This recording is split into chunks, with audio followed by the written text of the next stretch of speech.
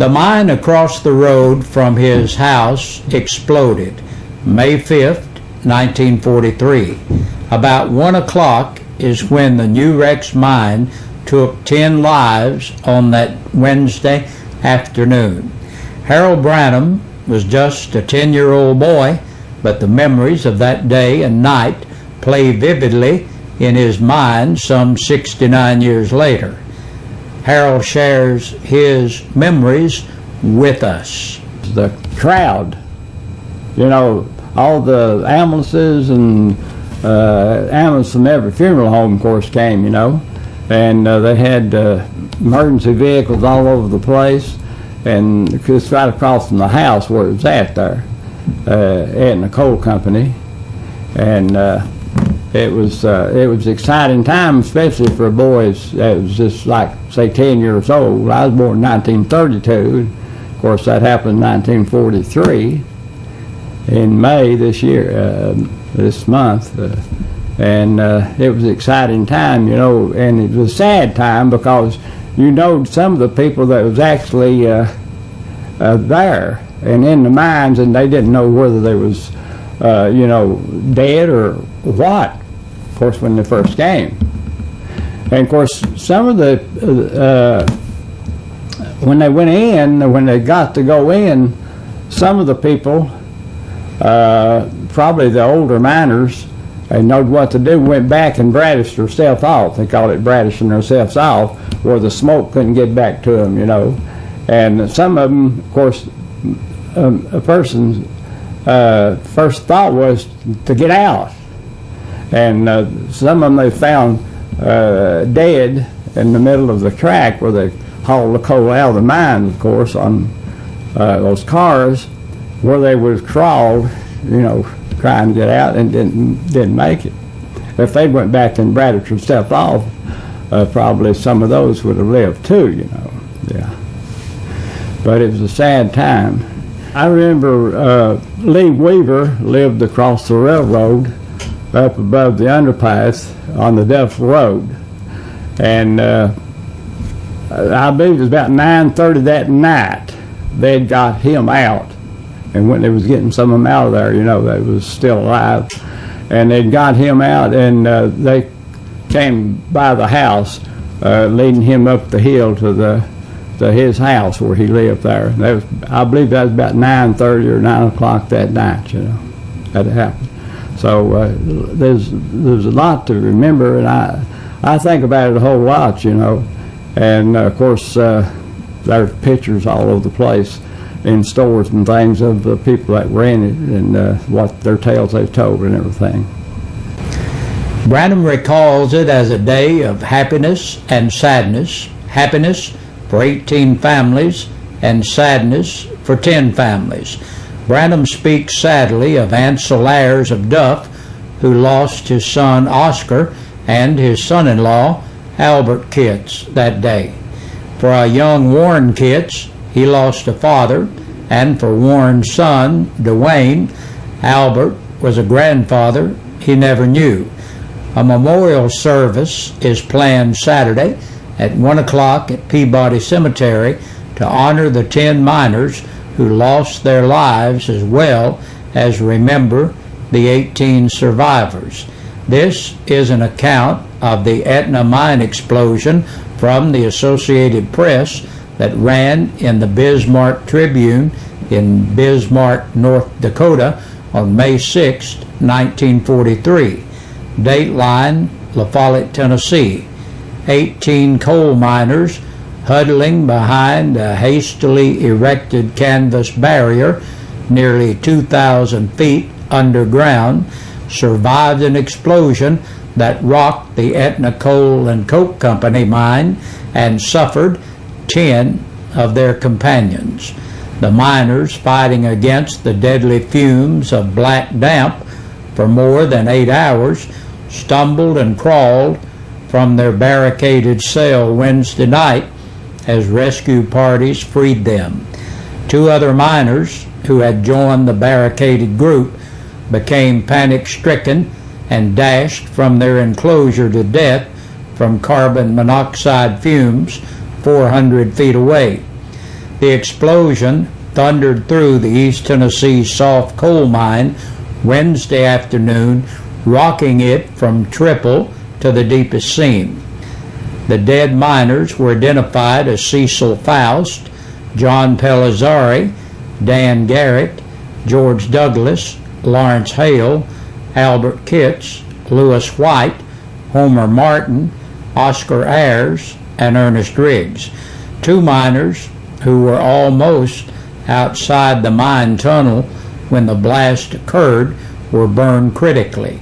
3 others in another section of the mine escaped injury.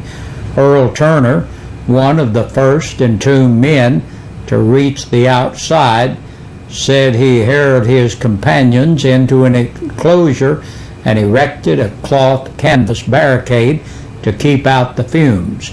Jim Raines, 38, said the survivors held out hope until 7 o'clock. The air was getting bad, he said, and the oxygen was just about gone. There was so much dust that we couldn't see. Then the rescuers found us at 8:30. Some of the boys were so weak they were crawling on their hands and knees. Herman Gilbreth related how Albert Kitts and Oscar Ayers decided to make a break for it from the protected tunnel, only to collapse 400 feet away and die.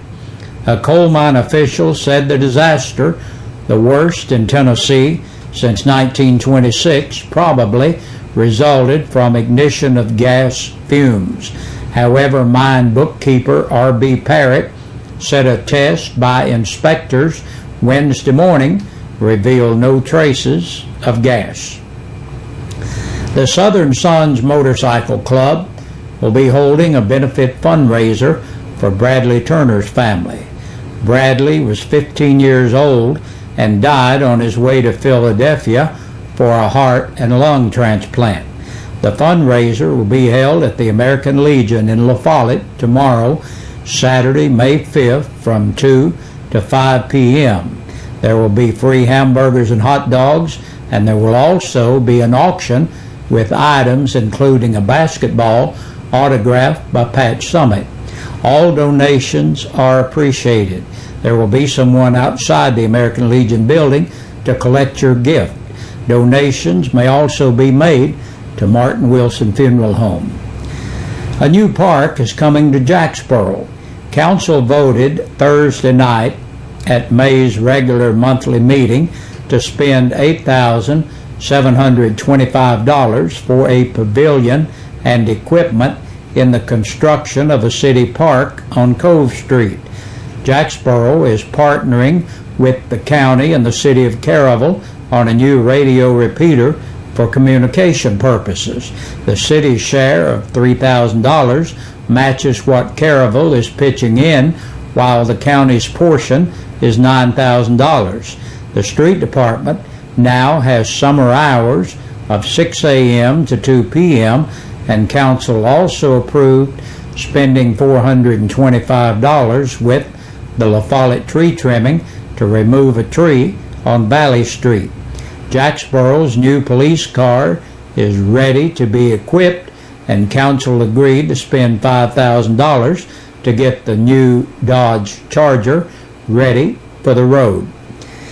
It was a big day for Ben Arnold. We told you earlier this week that Ben committed to play his college basketball at Tusculum. Well, earlier today, the Cumberland Gap Panther made it official by signing his letter of intent to play for the Pioneers. It's just mainly a relief that I'm getting to go to college and everything I worked for kind of paid off. That's the main thing right now. Arnold graduates in a few weeks and leaves Cumberland Gap as its all-time leading scorer and assist leader. He is also the class valedictorian. Cougar baseball is in action at this hour. Campbell County is playing the Halls Red Devils at Halls in the opening round of the District 3 tournament. Win or lose, Campbell County plays either Clinton or Oak Ridge tomorrow at noon at Halls. And that's a look at our news for this Friday. We'll be back with a press release from the Sheriff's Department after this.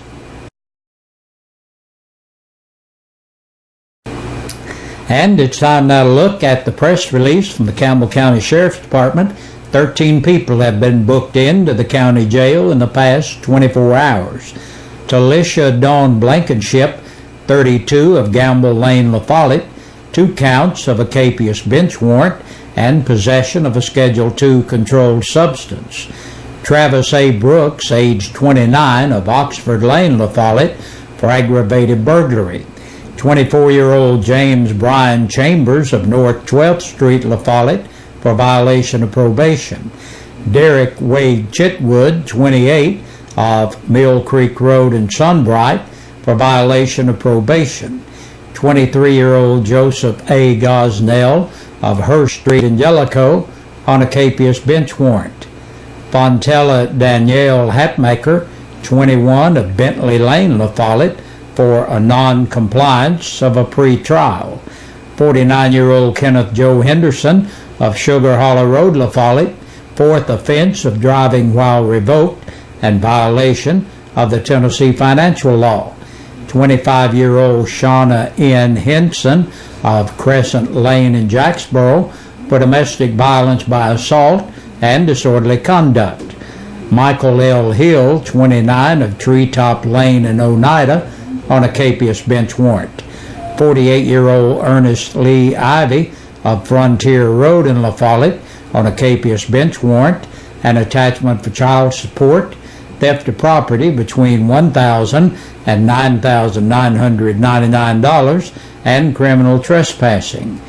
Mandel W. Phillips, 44, of West Walden Street, La Follette, for possession of a Schedule VI controlled substance, possession of drug paraphernalia, and violation of the litter law. 54-year-old Donald Shepard of East First Street, La Follette, entered the jail to serve court-imposed time. And last today, Jason T. Smitty, 35, of Old Highway 63 in Speedwell, with forgery. And we thank you for joining us today. Hope it's been a great week and hope you're getting ready to have a great weekend, and do that and join us back here again Monday. We sing happy birthday to you, and may all your dreams come true. Happy, happy birthday. Oh, This is your birthday song. Celebration all night long. May all you Good Friday evening, everybody, and welcome into your birthdays and anniversaries. That's brought to you by Eastside Pizza and Deli over there in the Food Line Shopping Center, as well as WLAF. Celebrating a birthday today, Vivian Sweeney starting off our list today. She turned 80 years young. Faith Pennington, 8 years old today. Austin Raines turned 11 years old today. Back from April 30th, Jamie Wilson celebrated a birthday. Madison Riley Sharp turned 6 years old today. And Hannah Kimberlin turned 7 years old. Hope you're all having a very good birthday today. Now, our winner from today's drawing for the birthday side is Miss Madison Riley Sharp, who turned 6 years old today. You are our latest winner. Hope you enjoyed those 2 free dinners there, Miss Madison. For our anniversary side, we got a belated anniversary back from the 1st. Henry and Wanda Lowe celebrated 58 years. Congratulations to you both. Now, our winner for that side of our East Side Pizza and Deli drawing is Charles and Jean Chapman, who celebrated 43 years yesterday. I want to congratulate you. We got another drawing coming up next Friday, and if your birthday or anniversary are coming up next week, you can qualify at a chance at winning that by contacting us here at the station. You can call 562-1450, 566-1450, or 562-3557. You can email WLAF@bellsouth.net, give us your information on there, or fax in your information to 562-5764. It's 562-5764. And that does it for our birthdays and anniversaries for this week. Hope you all have a good weekend. I'll see you back here Monday, and stay tuned. Your news continues.